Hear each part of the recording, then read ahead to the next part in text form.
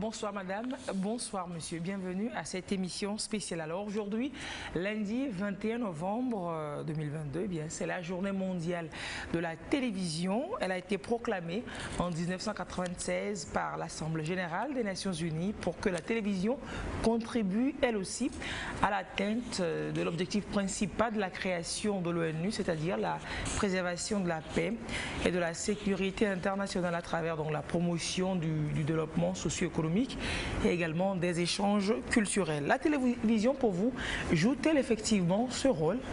Quels sont vos rapports, vous, avec la télévision et quelles peuvent être les pistes à jeter pour que la télé fasse plus? Chez nous au Togo, la télé face à ces divers enjeux qui pour certains menacent la paix et la sécurité. Quel doit être le rôle, son rôle pour participer donc à la préservation de la paix et de la sécurité internationale? On pose le débat ce soir, mais avant de vous présenter mes invités, je vous propose de regarder ce petit sujet sur l'évolution de la télévision et on revient juste après.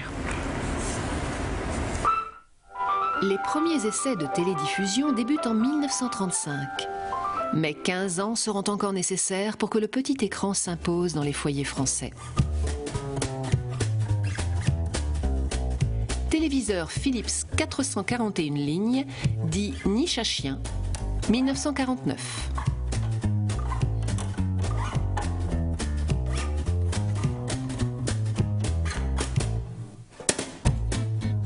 Pour faire une télévision, prenez une radio, ajoutez-y l'image. En 1949, la technique est prête depuis longtemps. Le tube cathodique, derrière l'écran, produit les images. Il a été inventé en 1897 par le physicien Carl Ferdinand Braun. Et il ne servait jusqu'à présent qu'à faire des appareils de mesure électrique, les oscilloscopes. Les électrons, des petits grains d'électricité, sont produits à l'arrière et vont frapper l'écran à l'autre bout pour faire un point lumineux.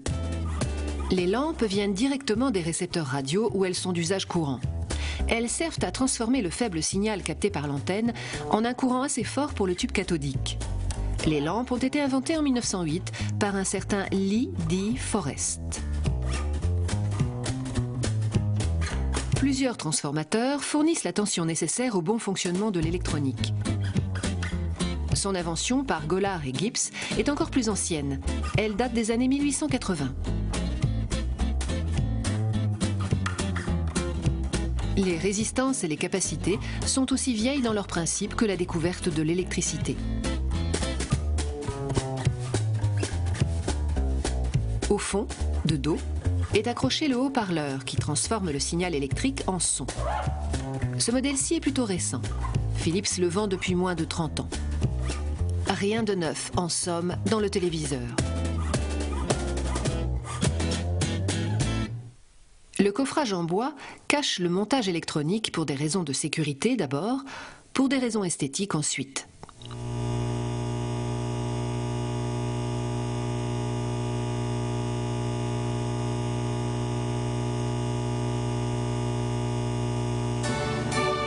Au devant, l'écran, le haut-parleur et 4 boutons.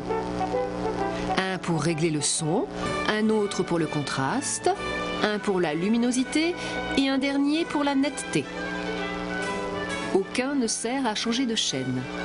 Normal, à l'époque en France, il n'y en a qu'une.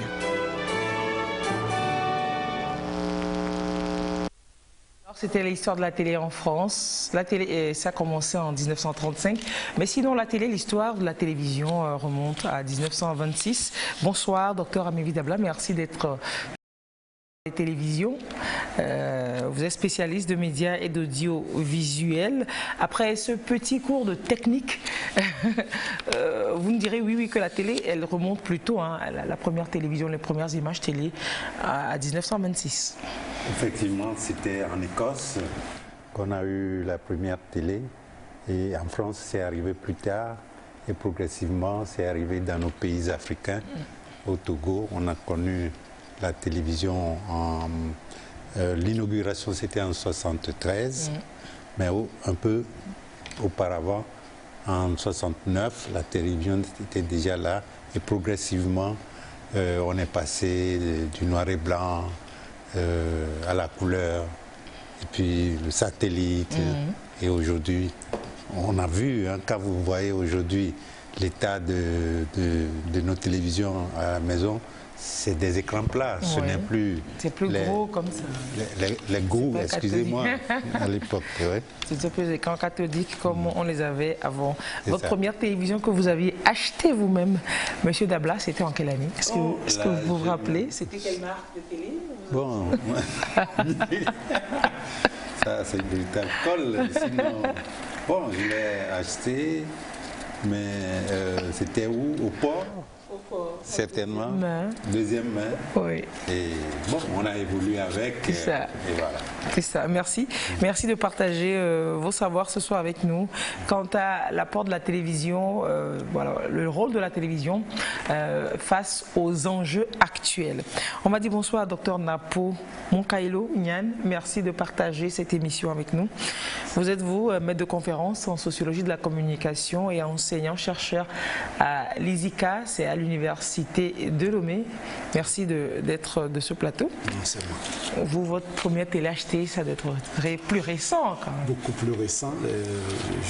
C'était déjà couleur, hein? Oui, c'était déjà couleur et c'était justement l'année de la soutenance de ma maîtrise en sociologie et c'était en 2008. C'est ça, oh, bon, c'est très récent. C'est complètement récent. Alors on va voir tout de suite la première image diffusée à la télévision, donc en 1926. Ce à quoi ressemblait cette première image, c'est une image, vous allez le voir, qui ressemblait pas à grand chose, mais c'était quand même une grosse prouesse et on a évolué à ce jour. Si la technique peut nous permettre de voir cette image, la première image diffusée sur la télé, on l'a pas en vidéo, on l'a en photo, vous la verrez. Ah oui, on peut distinguer quand même le visage de quelqu'un. C'est ça. C'était une grosse prouesse à l'époque et ne l'avait pas n'importe qui. Et voilà, aujourd'hui, regardez, on a de très belles images. La télévision togolaise est diffusée en Full HD. C'est vous dire qu'il n'y a pas match, entre hier et aujourd'hui. Docteur Nyan, quelle est la relation que les gens, sociologiquement, ont avec les médias, spécialement la télé?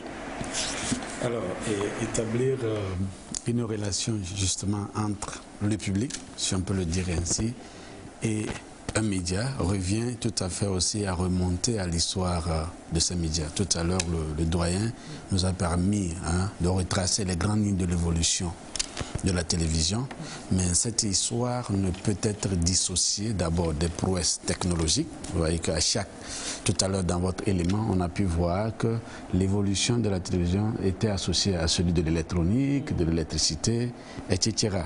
Mais également, on ne peut dissocier cette histoire avec les grands événements de la vie.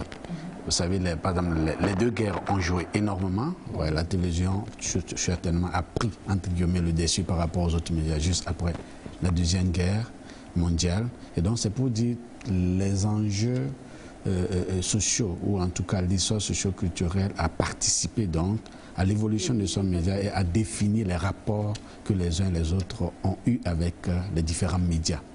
Et selon aussi que les découvertes ou les progrès technologiques ont permis de mettre en avant un média, il a suscité plus d'engouement, ou selon que ce média a permis de répondre à leurs besoins, il a suscité de l'engouement.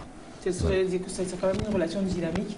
La télévision apporte quelque chose au public, aux médias. Oui. Et les médias également influent sur, modèlent un peu la télévision. Tout à fait. C'est-à-dire, c'est vrai que les premières analyses qui ont cherché à modéliser, si vous voulez, les rapports entre médias et public, étaient beaucoup plus allés dans une vision beaucoup plus linéaire, où on a entrevu l'influence des médias sur les individus. Mais plus tard, d'autres études ont montré également que le récepteur n'est pas ce réceptacle qui réagit de façon mécanique. C'est pas comme une mousse qui absorbe de l'eau passivement. Oui. Et donc les individus, par exemple, des études qui ont été menées en 1940, les premières études par un certain Rutherford aux États-Unis, avaient démontré que ceux qui avaient un penchant pour les programmes démocrates suivaient beaucoup plus les médias dont la ligne était orientée démocrate, et ceux qui avaient un penchant pour les républicains suivaient. Donc ça veut dire que l'individu avant tout est chargé culturellement, psychologiquement, et donc il a une certaine idéologie qui l'oriente également et qui détermine dans ses choix de médias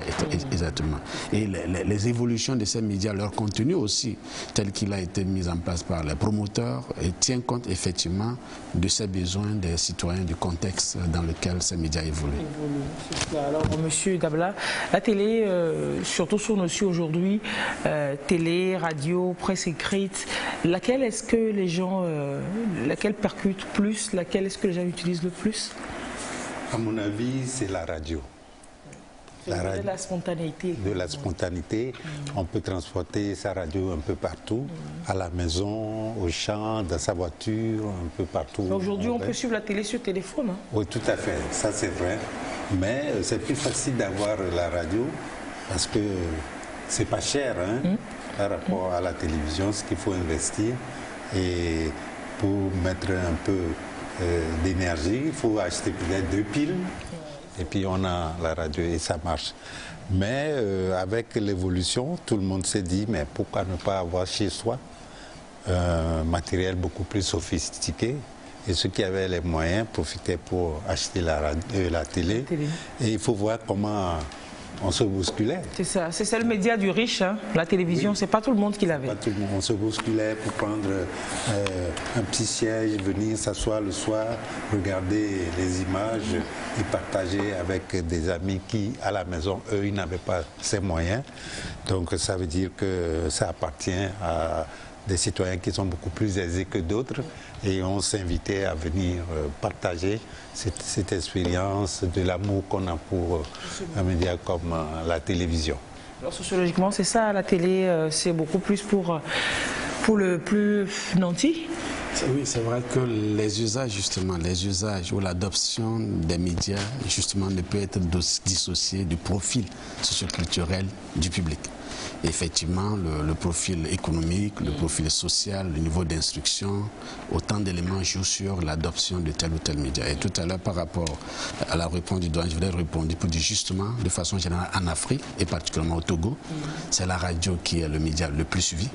Et nous avons réalisé une étude en 2019 au niveau du Centre d'études de recherche sur les organisations de la communication et l'éducation, le CEROS, qui est une étude de recherche universitaire dans laquelle on retrouve la plupart des collègues de l'ISICA. Donc nous avons mené une recherche en 2019 qui était en réalité orientée sur l'image et la perception des médias togolais par le public, mais cette étude a également mis un accent un peu sur les usages. Et effectivement, il ressort à plus de 70% que c'est la radio. Vous voyez la facilité de l'adopter, l'adapter, enfin l'adaptabilité aux conditions de vie. Ensuite, nous avons en deuxième position la télévision. La presse écrite vient en troisième position, et il y a là également ces caractéristiques. Il faut pouvoir lire, etc.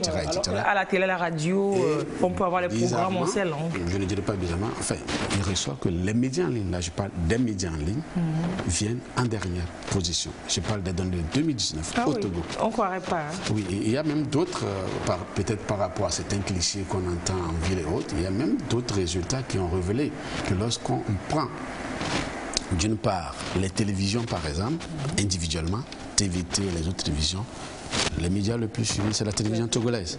Et même au niveau des radios, lorsqu'on les isole, Radio Lomé, Radio Kala viennent en tête par rapport.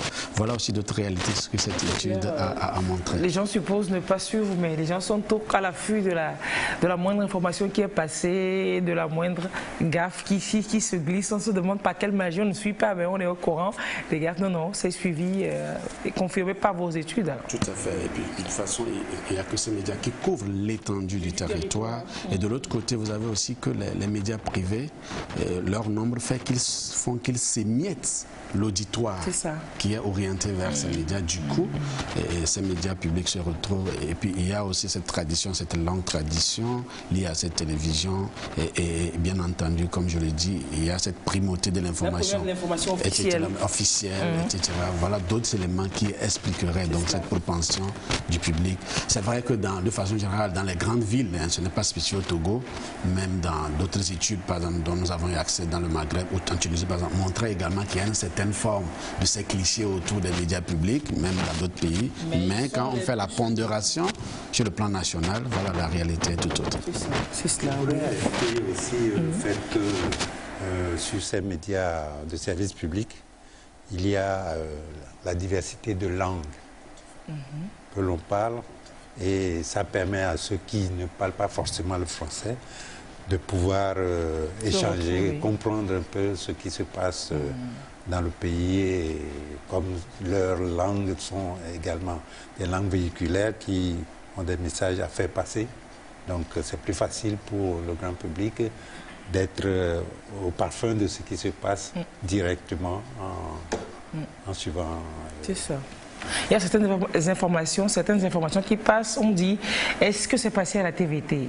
Est-ce que c'est passé sur Radio Lomé? C'est ce canal qui donne le crédit à l'information également. Donc, pour être à jour des informations, c'est normal que l'on soit sur les médias de service public. Tout à fait. Et il y a donc comme dit, ce positionnement de ces médias publics qui justement justifie cet attrait, si on peut le dire ainsi, du public pour ces médias. Alors, la télévision dans le temps a joué ce rôle que le veulent aussi bien l'UNESCO que l'Organisation des Nations Unies. C'est un rôle d'information et beaucoup d'éducation. Quel qu'en soit le cas, c'est un rôle pour contribuer, comme je l'ai dit en début, à aider plus les populations et les décideurs à faire face à des défis communs. Dans l'histoire, est-ce qu'on peut revenir un peu sur ces grands rendez-vous pour lesquels la télévision a été présente et la télévision a joué quand même un rôle assez déterminant? Docteur Niane. Évidemment, je lisais tantôt à la suite du doyen qui avait planté le décor de l'histoire des médias. Et je soulignais tout à fait qu'au-delà de la chronologie, on ne peut dissocier l'histoire des médias des grands événements qui ont marqué l'humanité. Autant ces événements ont été portés par les médias, autant ces grands événements ont modulé et donc orienté donc les mutations au niveau des médias. Et comme vous l'avez souligné, si l'UNESCO et d'autres institutions font de ce média-là un outil phare pour accompagner le développement, c'est parce que, par exemple, dans le cadre de la démocratie, d'abord entre les deux guerres, surtout la deuxième, a été suffisamment relayée par des médias qui existaient à l'époque. D'ailleurs, même ils ont quand même pour les propagandes. En plus, voilà, ça a permis, entre guillemets, de manipuler la foule, d'amener l'opinion à adhérer aux décisions d'entrer en guerre de tel ou tel État pour les États-Unis, tout à fait.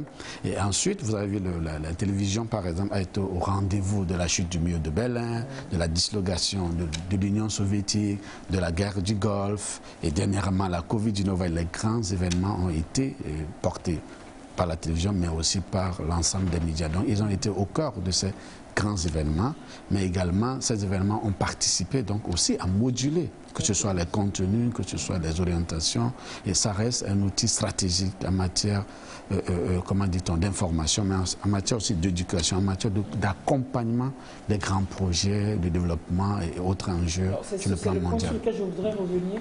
La télévision, est-ce qu'elle ne fait qu'informer, nous dire que oui, si on repart par exemple dans le contexte de la guerre, qui est la guerre, ou alors que Hitler massacre les Juifs, il faut que nous puissions intervenir, etc. Est-ce que la télévision, elle ne servait qu'à informer, ou alors en quoi est-ce qu'elle a joué un autre rôle que d'informer, M. Dabla? En quoi est-ce qu'elle a joué? Il y a l'information, les divertissements, l'éducation même. Oui, en quoi? Comment est-ce qu'elle participe? On peut organiser des séances de formation pour permettre à des enfants d'apprendre à se former aller à l'école, ce qui est enseigné dans les écoles. On a, avec l'appui de l'image, un plus par rapport à la radio. Donc c'est vraiment un tuyau qui a permis à beaucoup d'essayer de se retrouver. Bon, avec la télé, aujourd'hui, on n'a pas que l'information qui se passe près de chez nous. On peut aller un peu partout, aux États-Unis, à Hawaï, en France, etc., etc. Donc cela fait en sorte que ça ouvre beaucoup d'horizons à tout le monde.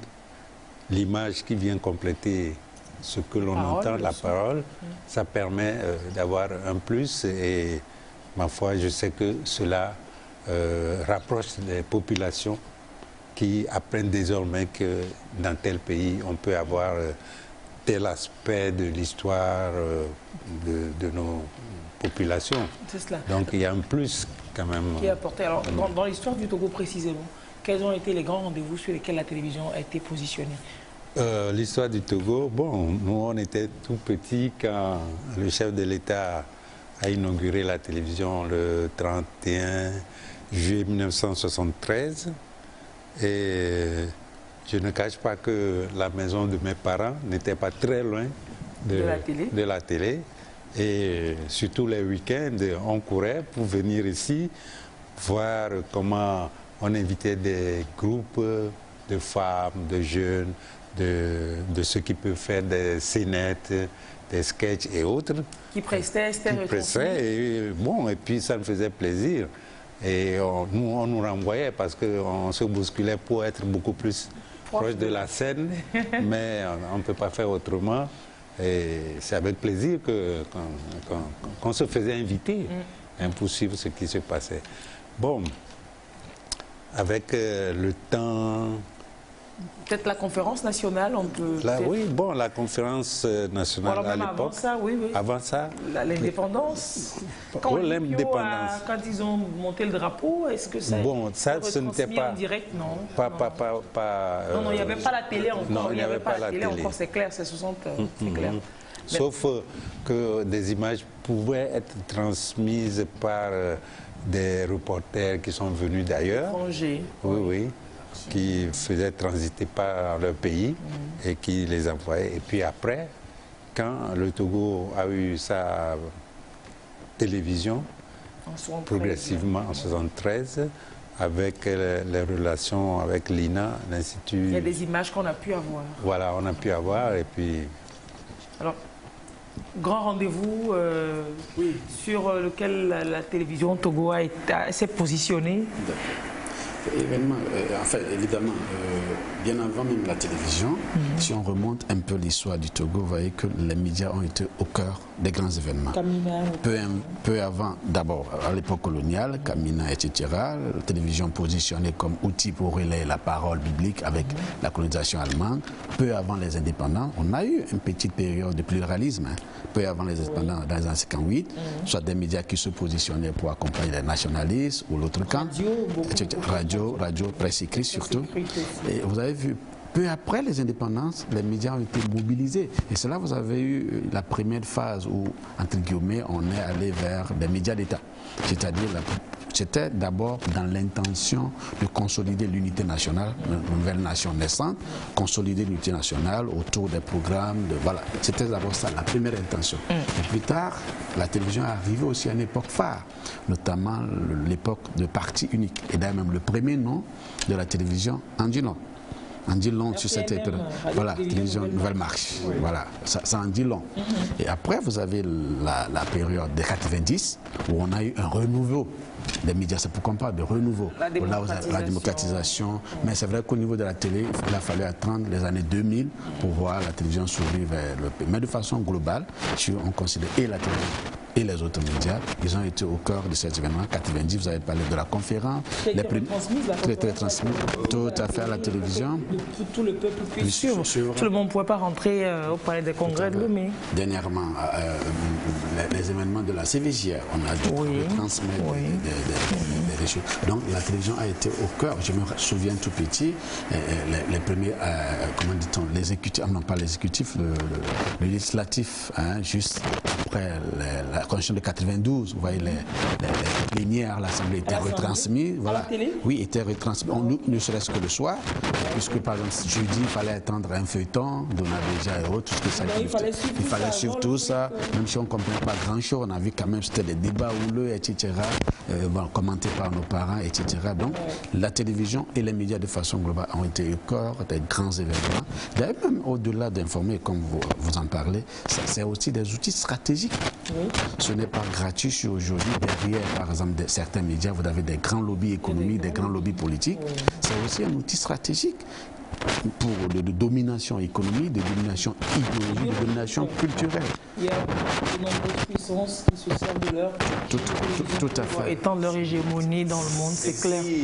C'est clair. Si on parle de la conférence nationale, aujourd'hui, les images de la conférence nationale qu'on retrouve sur nos smartphones, les réseaux sociaux, mais ce sont des images qui marquent l'histoire du pays. Mais ceux qui les ventilent à gauche, à droite ont leur raison. Peut-être c'est pour dire qu'à l'époque, on n'avait pas ces moyens, mais on a gardé les images comme aujourd'hui qu'on veut faire connaître au grand public pour dire que nous sommes passés par là. C'est clair. Et récemment, lors de la pandémie à coronavirus, les écoles étaient fermées. On a pu faire l'école à la télé et à la radio également. Mais à la télé, c'était encore plus visible. En plus, comme vous le disiez, en plus de la voix, il y avait l'image pour enseigner aux élèves qui ont pu préparer leurs examens et comme cela, dans ces conditions. Ça montre encore une fois le rôle éducatif. D'ailleurs, le concept de l'éducation par les médias a dit non sur le rôle majeur que les médias, notamment la télévision, peuvent jouer dans l'éducation. L'éducation d'abord formelle, mais ensuite l'éducation beaucoup plus sociale. Qui est transversale à tout programme, Les valeurs de nation, consolidation de l'unité nationale, etc. Donc, il y a d'abord ce rôle. Et ensuite, je parlais tout à l'heure du rôle géopolitique et géostratégique de médias. C'est pourquoi c'est stratégique. Les médias, certains l'ont compris, c'est pourquoi ils positionnent leurs médias justement comme outil stratégique. Il met suffisamment de moyens parce qu'avoir les médias à sa faveur, c'est justement orienter sa domination culturelle, idéologique, etc. Et c'est pourquoi c'est tellement triste que le continent africain n'est pas un grand média qui parle en son nom, un grand média influent, une grande chaîne de télévision en fait, qui parle en son nom comme les autres puissances. Tout à fait. Il y a eu des initiatives, peut-être le doyen nous en dira davantage. D'Africa Parle numéro 1, parlons de la radio, qui était véritablement une initiative panafricaine, mais après on a vu que toutes ces initiatives, après vous avez d'autres médias qui ont essayé, qui s'essaient toujours, notamment, je suis donné des noms, Africa 24 par ailleurs. Mais ça ne prend pas comme les médias des grandes puissances. On a CCTV pour la Chine, I24 News pour la télévision israélienne, France 24, Al Jazeera et compagnie, voilà. Qui sont, enfin, qui sont le symbole de cette nation. Ça répond à la vision stratégique de ces puissances dans le monde. Et malheureusement, le fait qu'on ne soit pas positionné ainsi nous met en position de faiblesse, comme je dis, sur le plan culturel, on subit la domination culturelle, la domination économique des autres nations. Et le narratif, justement, qui passe à travers cette télévision, d'ailleurs, ne sont pas toujours des narratifs qui soient favorables à l'Afrique. On rappelle souvent que ce sont des images misérabilistes qui sont diffusées par rapport à l'Afrique, alors que c'est aussi une Afrique qui innove, une Afrique qui avance à son rythme, mais une Afrique qui avance également. Donc, véritablement, ça reste un média stratégique. C'est cela. L'étude que j'évoquais en 2009, malheureusement, montre que la plupart des Togolais semblaient plus faire confiance aux médias étrangers. Là. De cette puissance.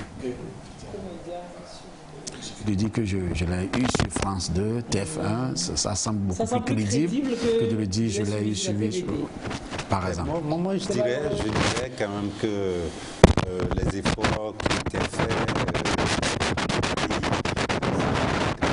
nos cultures a une certaine valeur sur le plan mondial, parce qu'aujourd'hui on peut nous suivre un peu partout, il est permis quand même de proposer nos images, et cela fait en sorte que de certains pays, nous avons en retour ce que les gens voient à travers ce qu'on leur propose comme nos cultures, et ils acceptent quand même que nous ne sommes pas nuls en la matière. Mais peut-être que c'est l'intensité, peut-être que c'est pas aussi intense que cela devrait être pour marquer dans le concert de cette grande nation. C'est vrai que tout à l'heure, lorsqu'on retraçait l'histoire, vous voyez que la première télévision en France est autour de 35, mais il a fallu attendre 15 ans. Un peu plus, au Togo. Il a fallu attendre en 40, 50 ans. Donc il y a d'abord qu'ils avaient acquis cette expérience-là, oui. Suffisamment d'années de la langue sur le plan de la technologie. Aujourd'hui, on peut faire le bon, on ne va pas aller jusque dans le milieu dans lequel ils sont entrés avant de revenir en arrière. Tout à fait. En fait, j'essaie d'expliquer un peu, dans une certaine mesure, cette privilège. Mais au-delà, il y a d'abord d'autres mécanismes pour s'imposer à nous et que ces médiations veulent participer à consolider cette domination. Donc, c'est véritablement un travail de longue haleine qui a ancré cette domination.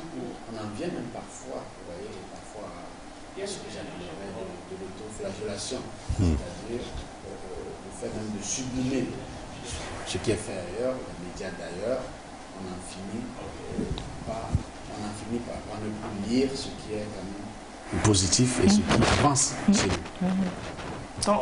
On copie tant et tellement l'extérieur qu'on copie tout. On filtre plus rien. On copie mais vraiment tout. Même ce qui ne rentre pas dans nous, nos convictions, dans nos valeurs, on prend, on copie des pratiques qui sont punies, même chez nous, sont promues sur ces chaînes internationales que nous suivons et on copie. Ça porte atteinte à l'image aussi bien de la femme que de la famille. Aujourd'hui en Afrique, des valeurs qui étaient sacrées chez nous, mais l'influence de ces médias prend le pas, puisque nous n'avons pas des médias aussi puissants pour promouvoir nos valeurs culturelles. Oui, tout à fait. En fait, les médias, c'est vraiment un outil de domination culturelle. Il y avait d'autres mécanismes aussi qui l'ont accompagné. Les médias viennent consolider ce que tu dis, c'est ce que tu sais, tout à fait exact. Vous avez par exemple aujourd'hui, j'ai un peu de temps, je suis par exemple certains dessins animés pour pouvoir m'assurer ce que mes enfants c'est suffisamment adapté. Bon, voilà. C'est même dans les dessins animés, il y a la promotion de l'homosexualité, la promotion de plein de choses que peut-être on ne partage pas. Officiellement, oui. Mais de façon insidieuse, on glisse les choses. Il y a la part d'enfant, on est parti pour. Mais puisque psychologiquement parlant, c'est la phase c'est ça, la socialisation primaire. C'est une phase où véritablement on peut ancrer et fonder la personnalité de l'enfant, par exemple. Et donc, c'est véritablement un outil de domination culturelle. Et donc, il va falloir véritablement, au niveau de nos États, soit dans une logique beaucoup plus collective, ce serait l'idéal, de véritablement mettre nos forces ensemble. C'est possible, je pense qu'il y a des idées, des intelligences sont là, les volontés politiques sont là, mais il faut y aller à l'action et je pense que progressivement, il est permis donc de rêver d'une Afrique disposant de médias puissants, essayant de s'imposer vis-à-vis des autres médias. Parce que M. Dabla, c'est stratégique, c'est incontournable aujourd'hui, même dans le panafricanisme. C'est pourquoi moi je soutiens bien l'UNESCO pour nous permettre quand même d'avancer, mais en essayant de montrer ce que nous avons comme valeur culturelle. Et tous nos États doivent savoir que ce n'est pas ce truchement qu'on peut arriver à s'imposer et montrer que nous avons des valeurs chez nous. Bon, c'est vrai que il y a sur nos chaînes des tranches réservées à certaines émissions, à certains films diffusés tel jour et qui ont une large audience, mais cela ne veut pas dire que chez nous, on n'a pas de la matière. Si on regarde par exemple sur la télévision nationale, la TVT, je sais que nos comédiens ont leur tranche et ceux qui comprennent la langue ne vont pas dire qu'on n'a pas de la matière. Donc ça veut dire quand même la tradition qui est valorisée, tradition présente qui est là. Tout à fait. Donc tout cela, il faut quand même que nous puissions trouver des techniciens, des animateurs, des initiateurs qui vont puiser dans notre patrimoine culturel de la matière pour valoriser tout ce que nous avons et que aujourd'hui que nos télévisions sont sur satellite et qu'on nous reçoit un peu partout, qu'on doit savoir quand même que nous avons de la matière pour défendre nos pays. Que l'on puisse produire du contenu local, voilà, du contenu vraiment qui fait la promotion du milieu local pour que l'on sache. Je suis à Tchévier, que je sache peut-être comment on vit à Dapaon. Je suis togolaise, je suis aux États-Unis, que je puisse mieux connaître mon pays à travers le média de mon pays. Alors, qu'est-ce qu'il faut faire alors? Qu'est-ce qu'on doit ajouter des pistes, des réflexions pour que la télé fasse plus encore, pour être plus présente face aux grands enjeux? Parce que oui, bon, on peut le dire, c'est évident que pour participer à la sécurité, on fait des émissions sur la sécurité, et on reçoit des invités, des émissions de santé, il en existe, des émissions de positionnement sur les causes de l'environnement, il en existe, sur les différentes thématiques des enjeux actuels, il y a des émissions, ou alors il y a des programmes, des invités qui viennent en débattre, mais ça ne semble pas suffire. Comment renforcer, surtout sur le plan culturel? Qu'est-ce qu'il faut faire? Vous qui êtes spécialiste en audiovisuel, Monsieur Dabla, oui, et qui avez dirigé un organe de service public longtemps. Bon, ce qu'on peut faire, ou bien que nous avions essayé de faire, c'est parfois de délocaliser certaines émissions, de nous retrouver dans des villes où on permet aux populations réellement de venir s'exprimer, de parler de leur patrimoine et ce qu'on peut mettre encore en valeur à leur niveau. Et ça a permis quand même d'écouter des gens qui disent mais nous avons ça chez nous, mais pourquoi on nous montre toujours des images d'autres pays qui réellement sont loin de nos horizons. Donc cela suppose que les ministres, les premiers responsables en charge de la culture, le tourisme et autres, doivent réellement donner des consignes à ceux qui travaillent là, aux producteurs de contenu, de se mettre à l'œuvre pour quand même montrer de quoi le pays est capable, pour quand même faire promouvoir ce que nous avons. Parce qu'en fait, il y a de la matière. Il y a de la matière, ça demande. Peut-être que c'est l'accompagnement qu'il faut, ou alors de l'expertise, plus d'expertise, monsieur Dr Nian. Oui, de la matière, il y en a, de l'expertise, il y en a certainement, mais il faut aussi être courageux et dire que cette expertise a peut-être besoin de s'inspirer de ce qui se fait mieux ailleurs. Et vous l'avez dit, nos télévisions, notamment, à notre télévision ou d'autres, que ce soit public ou privé, sont au rendez-vous des grands enjeux. Ils participent donc aujourd'hui à faire face à cet enjeu sécuritaire, sanitaire, etc. C'est vrai, mais pour être au rendez-vous, il va falloir d'abord s'orienter davantage vers une politique d'abord d'équipement. Il faut véritablement investir à faire face aujourd'hui à la nouvelle donne pour rendre cette télévision-là, ces médias-là beaucoup plus compétitifs et plus attrayants. Cela revient donc à réviser d'abord les contenus et véritablement tenir compte également des orientations, des besoins des publics. Mais l'autre chose qu'il faudra faire, à mon sens, le doyen l'a dit, il y a des choses qui se font, mais au-delà d'équiper, au-delà de revoir des contenus, de les rendre beaucoup plus attrayants, mais c'est aussi de travailler à faire dissiper, si on peut le dire ainsi, c'est vrai, ça ne se fait pas sur un claquement de doigts, ces stéréotypes qui ont toujours voulu que ces médias-là soient au service, soient un service public. D'accord, ce sont des médias de service public. Soit au service du pouvoir public. Tout, par exemple, ces clichés-là. Et faire en sorte qu'on ait une autre image, par exemple, en l'ouvrant davantage à d'autres idées, à d'autres compétences, à d'autres offres, voilà, et de les rendre...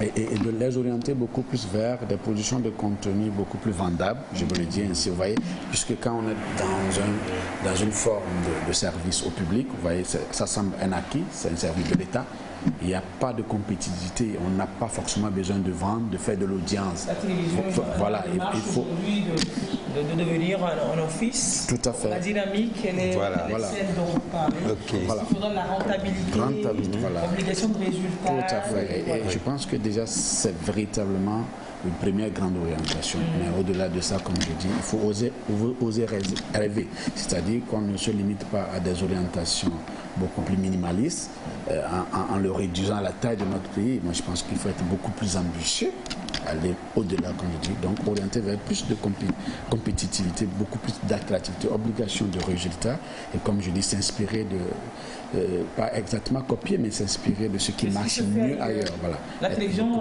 au Togo, on peut le dire, on en tire au-delà de toutes les fiertés, on en est encore très fiers à cette Coupe du Monde quand on sait que c'est une société de production d'événements qui s'est arraché les droits de diffusion de la Coupe du Monde dans le monde francophone. Tout à fait. Et ce sont des intelligences togolaises, peut-être accompagnées d'autres intelligences. Ça veut dire qu'il y a justement de la matière, mais une question d'orientation, une question de volonté, question aussi de vision.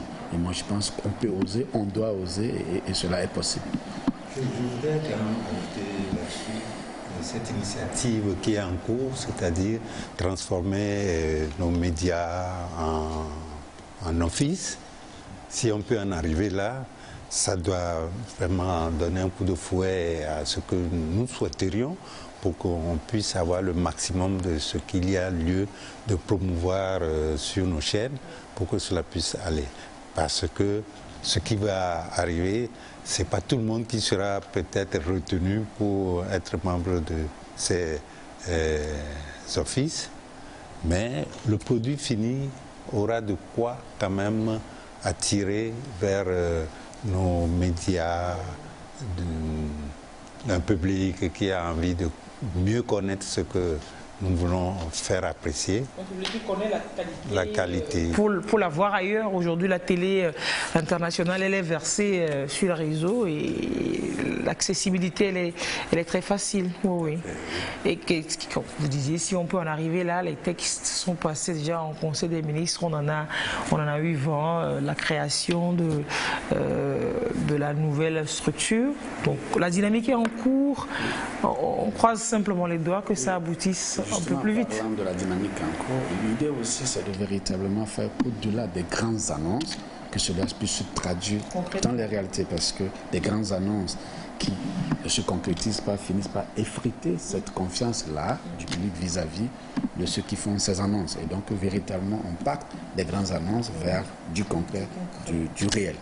C'est aussi ça qui fera l'attractivité de nos télévisions.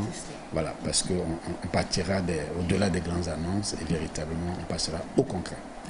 Certains pays ont réussi dans la sous-région, autour de nous. Par exemple, nos voisins du Bénin, du Mali, du Burkina, du Sénégal, la Côte d'Ivoire, si nous traînons les pieds, ça veut dire quand même qu'on se reproche quelque chose. Et c'est à nous vraiment de donner un certain élan à ce qui se fait déjà pour qu'on puisse en profiter dans le pays. La matière est là, les hommes sont là, la matière grise est là, les compétences sont là. Pourquoi ne pas faire en sorte qu'il y ait des compétitions qui prouvent quand même que nous avançons réellement? Ça peut se faire, donc à nous de voir. Alors si au niveau du service public, on peut se dire qu'il y a une certaine lenteur, on a quand même des médias de services privés, des télévisions privées sous nos cieux. Tout à fait. Qui auraient pu peut-être bousculer, qui peuvent bousculer.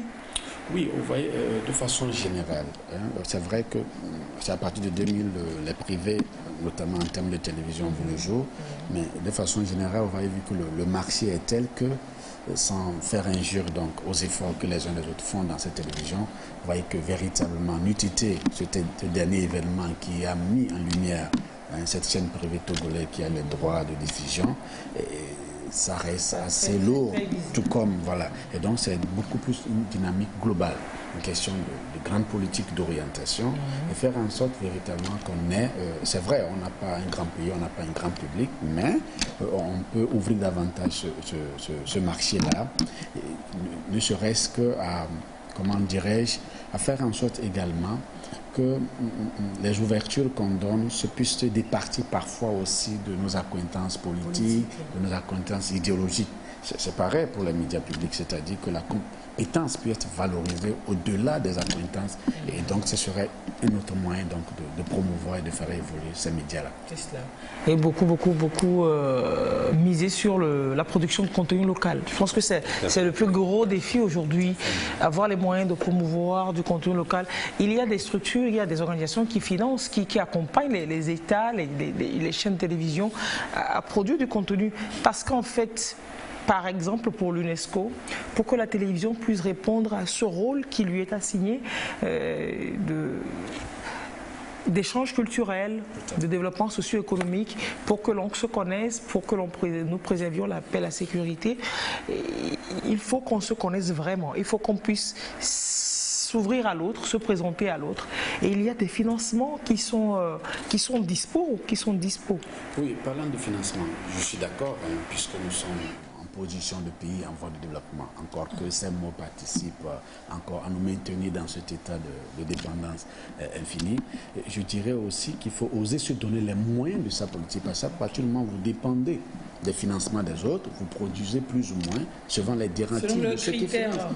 C'est vrai que, oui, il ne faut pas nier ce qu'on appelle la solidarité internationale, il ne faut pas la nier, mais en même temps, il ne faut pas croire au bon samaritain partout. Quand je finance, ça veut dire que j'oriente la production.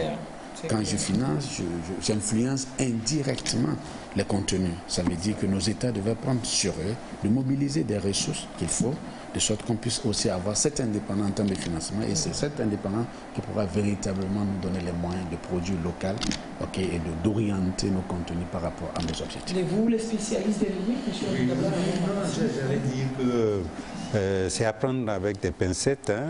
Le financement est là.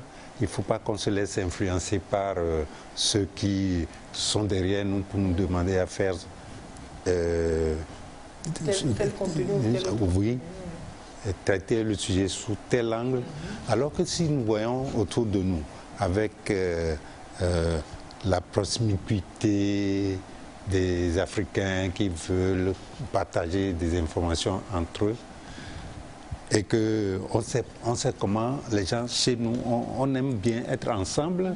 Donc nous aussi, nous pourrons mettre un accent sur cet aspect-là pour qu'on puisse ensemble partager ce que nous avons entre nous pour l'évolution de nos pays. L'Afrique a tellement de valeurs qui contribuent au bien-être, au développement, comme être qui est promu à l'international. Mais bon, on n'a pas les moyens toujours de les montrer, de les exhiber aujourd'hui. Vous, les lobbies, vous, les professionnels des médias et de la communication, vous devriez vous entendre pour faire un lobby international orienté peut-être vers l'Union africaine, pour insister sur ce projet de télévision, de chaîne de télévision africaine qui puisse refléter la vision africaine du monde. L'information, si je sors cette phrase, ça reprend le slogan d'une chaîne de télévision qui se veut panafricaine, mais bon, qui dans les faits n'a pas encore ce niveau, n'a pas encore ce que l'on recherche. Oui. Ce qui me marque quand je me rappelle un peu de comment on essayait de voir la télévision à l'époque, c'est que le soir, tout le monde vient, peut-être avant d'aller au dîner, on prend un petit tabouret, on vient ensemble, et tout le monde regarde les mêmes images, on partage les informations entre nous. Alors qu'aujourd'hui, de plus en plus, quand vous allez dans les maisons, c'est pas évident. Il y a 3 télévisions, les enfants suivent pour eux, maman suit son feuilleton, papa suit son journal, ou alors quelqu'un suit sa tablette avec la télé sur la tablette, ouais, c'est pas fou. Et puis, on ne trouve pas l'opportunité peut-être d'échanger pour dire quelle réflexion vous avez à partir de telle image que vous venez de voir. Ou alors quand on suit par exemple un clip dans lequel la fille est bien dénudée, etc. Un clip purement local dans lequel la fille est dénudée, papa et maman et les enfants ne peuvent pas échanger pour que les parents sensibilisent les enfants sur ce qu'ils voient. C'est pas faux. Donc c'est de la matière. Il y a des études qui peuvent être faites dans ce sens-là pour convaincre ceux qui doivent produire d'aller dans le sens de comment regrouper encore nos familles chez nous. Peut-être que ce n'est pas très vendable vu qu'ils utilisent leurs moyens aujourd'hui. Ils misent sur ce qu'ils peuvent vendre. Alors, ce lobby là pour cette télévision panafricaine, cette puissante télévision d'Afrique. Oui, vous parlez tout à l'heure des acteurs. C'est vrai que pris individuellement, il ne faut pas réduire le débat à nos petites personnes, mais par rapport à nos spécialités, nous avons dit tout à l'heure, il y a d'autres encore compétences qui sont là. Il suffit qu'elles soient sollicitées et on est au service de la réflexion, de l'analyse. D'abord, c'est à ce niveau. Oui. Mais au-delà, il faut d'abord que quelque part la réflexion ou les programmes, la vision soient mises en place et que les acteurs soient sollicités et mis autour des idées. Ça, c'est dans un premier temps. Mais au-delà, il y a eu des initiatives sur le plan africain, notamment de l'ancien guide libyen, qui déjà nourrissait cette idée-là de l'Union africaine, déjà, entre autres.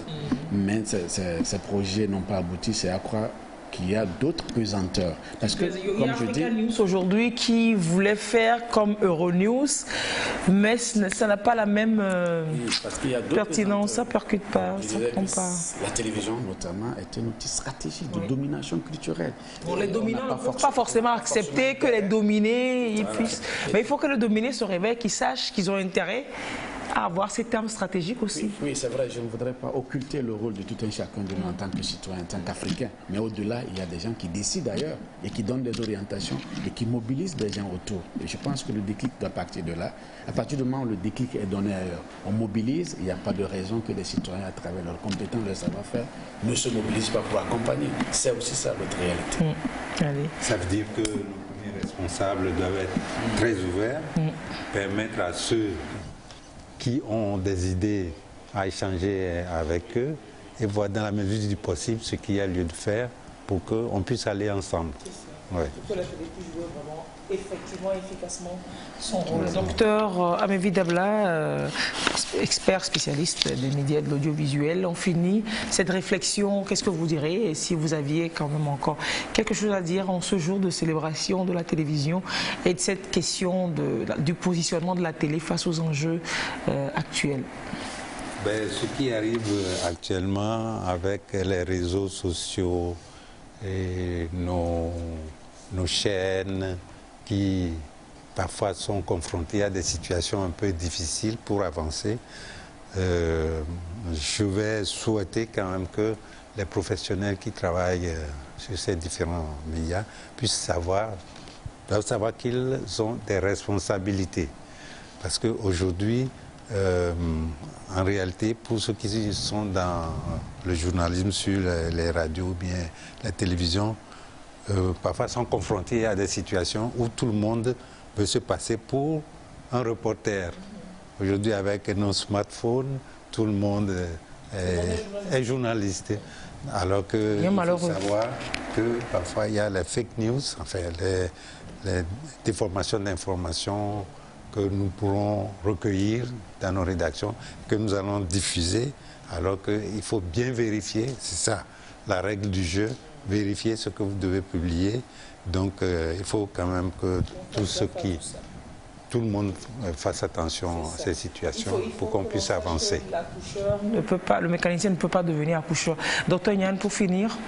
Oui, je dirais que nos médias ont joué et continuent à jouer leur rôle, mais au-delà, par rapport aux défis actuels, il faudrait véritablement se donner les moyens pour faire face donc aux défis en termes d'équipement, en termes de formation, de réorientation justement des contenus, et cela passe véritablement par des grandes orientations, une grande volonté. Des compétences sont là, les intelligences sont là, ici et ailleurs. Il faudrait juste prendre les bonnes décisions, mettre ensemble ces intelligences au-delà, comme je le disais tantôt, des accointances idéologiques, des orientations culturelles, et véritablement mobiliser ces forces-là vers une télévision meilleure. C'est cela. La télévision togolaise, ces dernières années, s'est équipée. Le personnel se forme assez régulièrement au centre de formation de recyclage en communication. Et puis, le personnel est engagé à travailler et beaucoup plus encore pour mieux servir les téléspectateurs. Plusieurs émissions dédiées à diverses thématiques qui y sont. Mais oui, on sait que l'on doit faire plus encore pour être présent sur faut être présent dans le rôle qui est le nôtre. Merci d'avoir suivi cette petite réflexion qu'on a tenu à faire aujourd'hui en ce jour de la Journée mondiale de la télévision. Très belle soirée. Au revoir et à très bientôt. Merci, messieurs mes invités. Au revoir. Merci.